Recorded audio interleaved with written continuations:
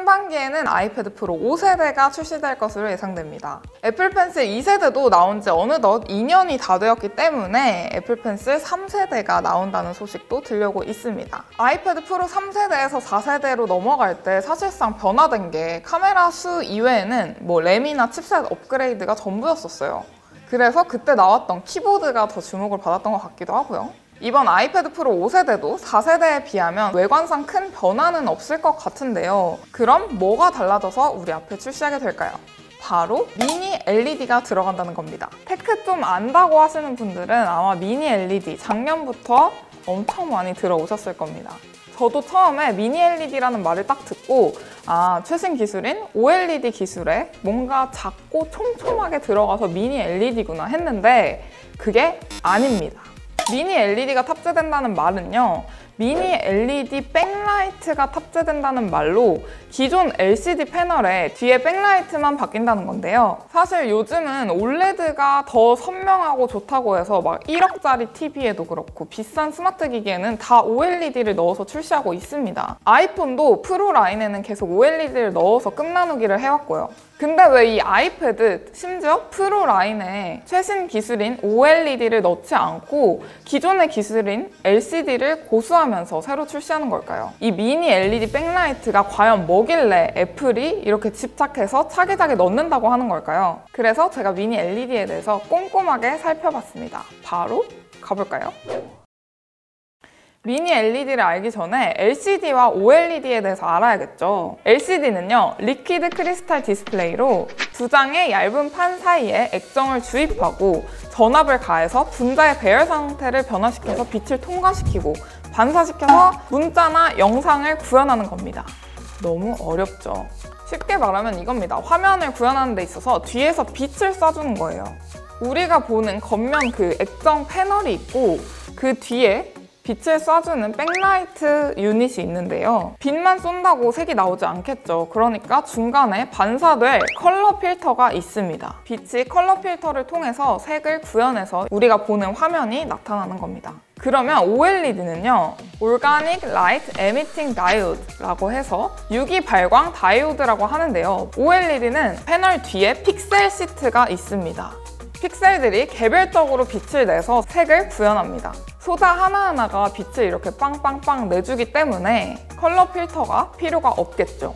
그래서 아주 작은 세밀한 영역까지도 정확한 컬러를 구현해낼 수 있는 거예요. 요즘 나오는 OLED TV 여러분 실제로 본 적 있으세요? 뭔가 되게 눈앞에 있는 것처럼 색감이 생생하고 선명하다는 느낌을 받았는데, 그리고 얇아요. 이 OLED가 LCD보다 좋은 점, 이 두 가지입니다. 색 표현력과 두께인데요.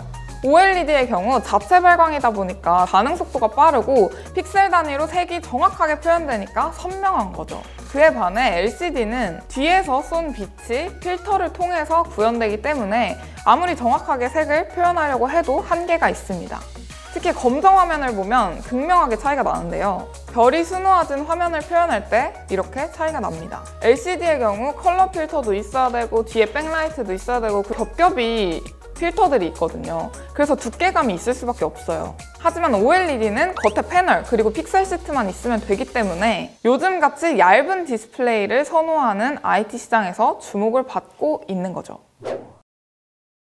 그럼 색도 선명하고 엄청 얇은 OLED를 아이패드 프로에 넣으면 될 텐데 왜 애플은 LCD에 굳이 미니 LED 백라이트를 넣어서 출시를 한다는 걸까요? 그 이유는 첫 번째, 가격인데요. OLED는 LCD에 비해 원가가 30% 가까이 비쌉니다. 그렇기 때문에 기업 입장에서는 LCD가 OLED만큼 선명하기만 하면은 얼마나 좋겠어요. 원가가 30%나 절감되는 거잖아요. 그래서 많이 고민하고 연구를 했겠죠. 그렇게 해서 나온 게 바로 이 미니 LED 백라이트인 건데요. 원래 들어가던 그 LED 칩의 크기의 10분의 1만한 걸 100배 더 촘촘히 넣어서 색 표현력을 더 우수하게 만든 겁니다. 그러면 전보다 어쨌든 부품이 많아지는 건데 그럼 가격이 비싸지지 않냐? 그러면 OLED가 좋다는데 OLED를 넣지 할 수 있지만 LED 가격 자체가 공급 과잉 산업으로 접어든 지 벌써 3년가량 가까이 됐기 때문에 미니 LED 백라이트를 탑재하고도 OLED보다 20%가 저렴합니다. 두 번째 이유는요, OLED의 치명적인 단점 때문입니다. 여러분, 이렇게 화면 누런 잔상 남은 거 본 적 있으세요? 옛날에 어떤 분은 전날에 동영상을 보다가 다음날 아침에 누렇게 남아가지고 되게 민망했다는, 바로 이 현상을 버닌 현상이라고 하는데요. OLED는 자체 발광을 하다 보니까 특정 색 부분에 취약해서 한 색에 오래 머무르면 화면이 타게 됩니다. 그래서 이렇게 잔상이 남는데, 요즘 억소리 나는 TV, OLED TV에도 아직까지도 이런 현상이 존재한다고 해요. 디스플레이 수명 자체가 짧은 거죠. 대신 무한한 명암비로 완벽에 가까운 색 표현력과 얇은 두께로 OLED를 채택한 건데, 미니 LED 백라이트의 탑재로 값은 저렴하게 색은 선명하게 디스플레이를 탑재할 수 있는 거죠. 자, 이렇게 알아보니까 미니 LED가 적용된 아이패드 프로 5세대, 이게 좋아진다고 할 수 있겠습니다. 전작에 비해서 명암비가 좋아지고 색 표현력이 OLED급으로 좋아지겠죠. 근데 OLED의 치명적인 단점인 버닌 현상, 이게 없습니다. OLED급 품질의 디스플레이인데 버닌 현상이 없고, 그리고 가격도 저렴하기 때문에 애플이 가격을 낮추진 않더라도 전보다 높일 것 같지 않습니다. 그래서 가격적인 게 메리트가 되겠는데요. 확실히 아이패드 4세대에 안 갈아타시고 기다리셨던 분들께는 아주 좋은 소식이 되지 않을까 싶습니다.